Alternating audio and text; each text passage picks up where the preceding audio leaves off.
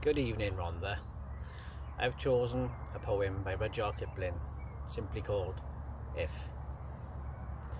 If you can keep your head and all about you are losing theirs and blaming it on you. If you can trust yourself when all men doubt you, but make allowance for their doubting too. If you can wait and not be tired by waiting, or being lied about, don't deal in lies.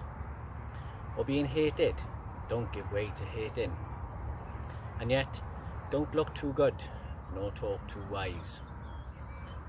If you can dream and not make dreams your master, if you can think and not make thoughts your aim, if you can meet with triumph and disaster and treat those two impostors just the same, if you can bear to hear the truth you've spoken, twisted by knaves to make a trap for fools, or watch the things you gave your life to broken, and stoop and build them up with worn-out tools.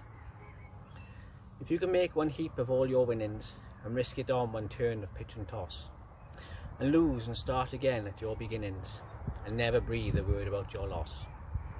If you can force your heart and nerve and sinew to serve your turn long after they are gone, and so hold on when there is nothing in you except the will which says to them, hold on.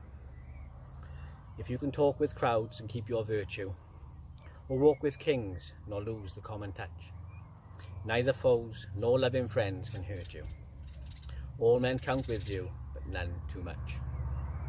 If you can fill the unforgiving minute with 60 seconds worth of distance run, yours is the earth and everything that's in it, and which is more, you will be a man, my son.